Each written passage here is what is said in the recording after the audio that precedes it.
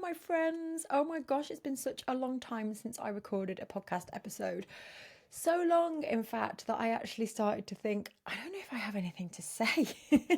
And I was talking to a friend about this, how when we kind of keep momentum going with something, and especially kind of being creative, writing, making art, speaking, when we keep doing it on a regular basis, I don't know about you, but I kind of find that I flow and things flow more frequently. And so I've taken a step back recently from the podcast because I was launching my book and then I was launching my Seven Keys program and running a big free event called Make Art Your Living.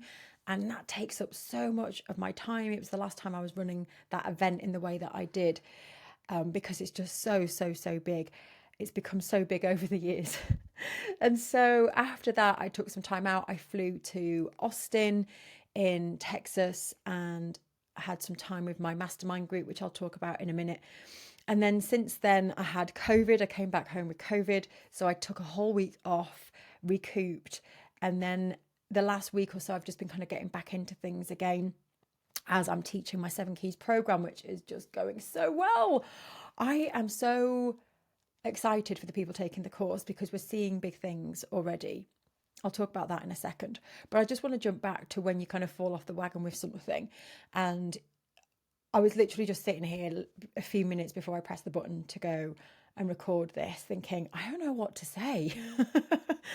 And it's almost like I've got to kind of warm back up again and think of a content strategy going forwards for what I'll talk to you all about. And I have lots of ideas of bringing people in and talking about the amazing different ways that you can be an artist, because I've focused solely or pretty much solely on helping people sell specific art, art pieces. And I really want to evolve now into or still helping people with that, because I know I can help people with that, but also showing people all the different ways that you can be an artist in today's world, because it's not just about selling your art. And so behind me on my wall, I'm literally drowning in a sea of post-it notes. I've got one big massive wall behind me with all the Seven Key students that have signed up, and I like to keep that on my wall because I like to look at everybody that signed up and then be connected to each person that's taking part in the program. And then on the other side of my wall, I'm taking my own Seven Keys course at the moment, and I'm really digging into my mindset and my why. And this download of why I do what I do and what I'm passionate about is fueling all the work that I'm going to do next year. I've got different projects that I'm going to be working on. I've got a new course that I'll be working on, and actually just digging into my why I do what I do. That is the fuel for everything that I create next year. So I'm really excited because I've got really amazing focus for next year, and I'm excited to bring you new projects, new events. We've got some new events lined up next year, which are different to anything that we've done before. So I'm excited to share those with you soon when we have more details. They're still post-it notes at the moment. But yeah, I was sat here thinking, gosh, I don't know what to say. And then I thought, let's just get to start talking. And then when I start talking, I realise I have lots to say. So as we've been going through the Seven Keys, it's been really lovely. One of the things that I have discovered about myself recently is that I love helping people with the holistic side of being an artist, with the soulful side of being an artist. And I was getting worried recently thinking, I love helping people make a living, but I don't want to just be helping people sell art. I want to still help people with that, but I want to expand from that now. And I have become known for that because that helped me get, to where I am today. But now I feel myself evolving and I want to move into different areas. And what's been really lovely teaching the Seven Keys course at the moment is seeing people connect with why they make art. And a lot of people who've joined our program have said, I've been making art for years, or I've been making art for a short time. I just have never really contemplated it or never really understood why I make. And already we're only 2 weeks into the program, and you can start to see the confidence soar in people. You can start to see from the questions people are answering inside the program, you can start to see the stories coming to the surface about why people create, and the connections that they make with other pieces of art or their past or their memories of certain events. And it's so exciting. I get so excited in this part of the course because most people jump to selling. And this is why I feel next year that I want to work more on the parts that I know help people connect with their art, which is what all this is up here, because that is what helps you sell. It's the foundations. When you have that confidence in what you do, and then people have been answering the questions and they've been talking about their art and their stories, and it's so exciting, and we're starting to connect with their art in a deeper way. And this is what it's all about. And not only focusing on selling it, but also when we have a deeper understanding of why we do what we do, it gets us excited about the work that we're creating. It helps us then get excited about sharing it with others. And that's when our journey really begins. And this is what I talk about in my book, in fact, Your Art Matters. Because in the book, I'm not talking about selling, but I'm talking about how you find your voice, your purpose, your people. Because when you start to focus on those parts of finding who you truly are and connecting to who you are and connecting to what your art actually means and why it matters, it then connects you to the next people that relate to your art. And that's where the magic happens. This is why I really want to create more podcasts going forwards, bringing people in and showing you the different ways you can use art, because I think sometimes we get so tunnel visioned on this is my art and I need to sell it to be able to make this work. And that's the only option, is that I can, the only option is I have to sell my artwork, but actually it isn't.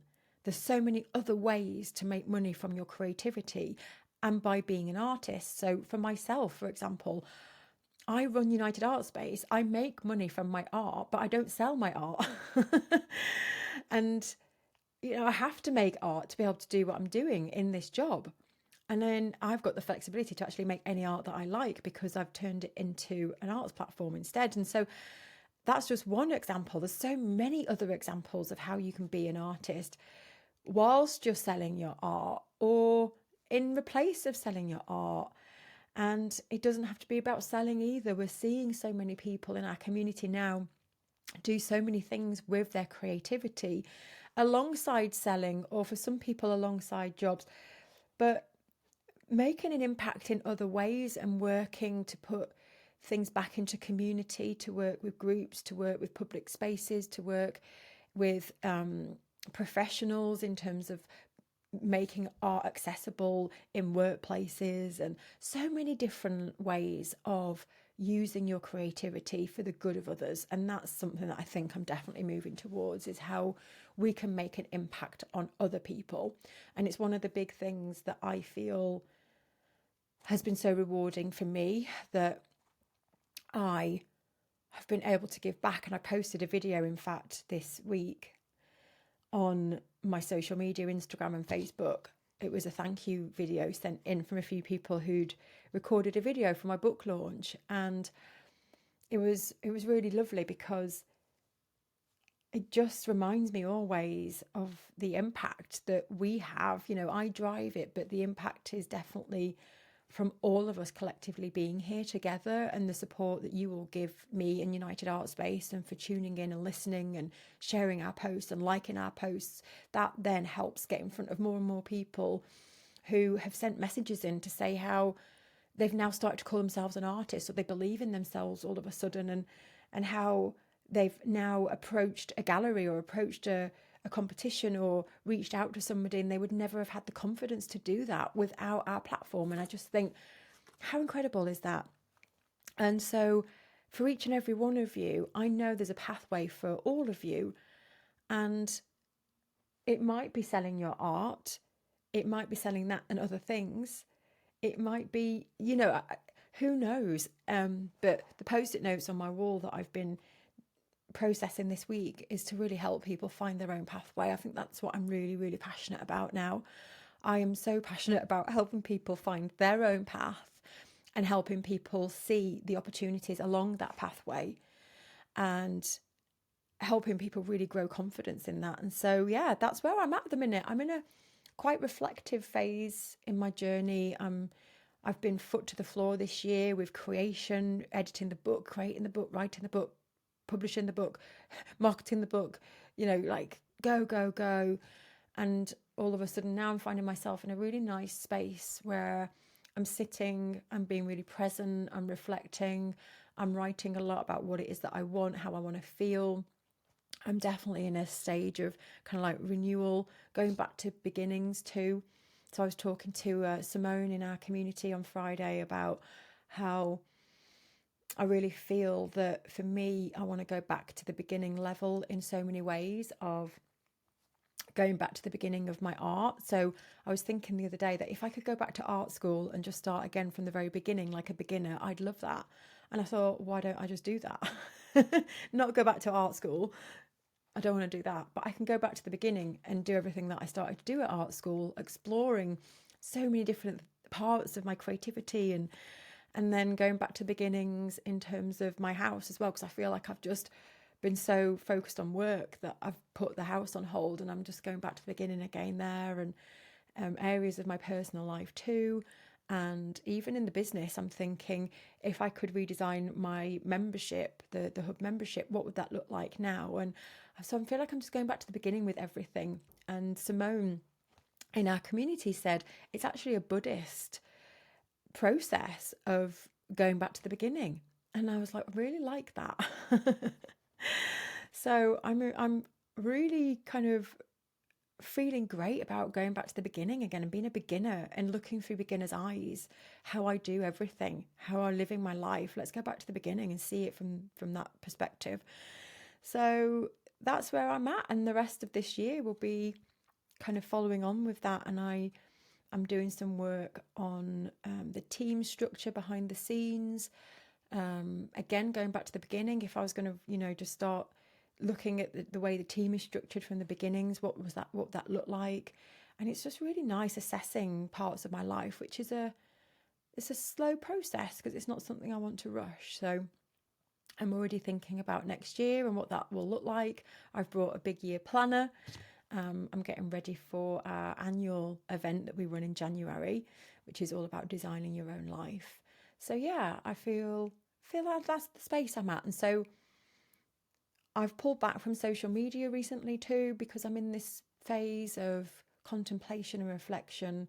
And I wanted to share that with you all too, because sometimes I think people think we've got to keep going all the time. And if we've built momentum, then we shouldn't take our foot off the pedal. And you've got to listen to your own melody, your own seasons, your own, like I'm in a season at the minute of just stopping for a moment, just take my foot off the pedal and just reflect for a minute, because I feel like things will pick up pace again soon. So I'm just going to enjoy this moment of space and stop and pause. And that's okay, to give ourselves permission to just not do the things that we're supposed to do, especially as it relates to social media. So that was like a little check-in. And so when I thought I'll come on and do a podcast, but I don't know what to talk about, so I thought, why don't I just pick up my book and turn to a page and read a few words? So that's what I'm going to do. So I'm going to end now on, I just literally opened up the page and it's page 112. And I'm going to come here and it says start today. I have no idea what this is going to be, by the way, because I can't remember. Honour where you are right now. Oh my God, this is so weird. I swear I have not fixed this. It couldn't be so apt, could it? This is so... I've just got real big goosebumps because I'm like, what I've just spoke about is so relevant. And that is so weird. There's honestly some people who don't know me who think, oh, she's made this up. She's fixed that. But I really haven't. Start again. Start today. Honour where you are right now and don't jump too far ahead. Explore the clues that are in front of you. For every artist I work with, there is usually a starting point that becomes the catalyst for building momentum. This is weird. I can't believe that I've just said all of that on my podcast and I've just turned to the page in my book that talks about the very topic. I have not set this up. When you have a clear starting point, it gives you a clear next step.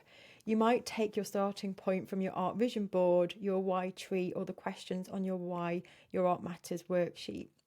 It could be a single image you really like and want to replicate. Next, you'll need to find out how the artist created it so you can follow the process. Take these steps with intention and bring them back to your core reason for being. Actively look for signs. When you take steps in this way, you will experience weird occurrences that seem coincidental, but they're not. I know this sounds simple because it is, and the more you simplify every part of your art process, the easier it becomes to work out the next step. So honouring where you are in your journey and bringing it back to the next step, no matter how seemingly insignificant it may feel, adds to the bigger picture of your journey. There we go. How bizarre. So in terms of that, and that kind of honour where you are right now is exactly what I'm doing. And I'm actually going back to the beginning, looking for my starting points. I don't have clear starting points at the minute. So I'm sitting in a phase of reflection, and I'm creating lots of post-it notes on why I do what I do and why I love what I do. And I'm journaling, and I'm meditating quite a lot, and I'm just sitting with my thoughts and feeling, what do I like to feel and what brings me joy. And that's the phase that I'm in right now. And so I guess after reading that, I realised that soon I'll start finding my starting points and I'll know what direction to take. Isn't that exciting? Okay, my friends, honour where you are in your journey. I hope that's been helpful. And I will see you next Monday. We're going to get this podcast rocking and rolling again. I'll see you next week. Take care. Bye.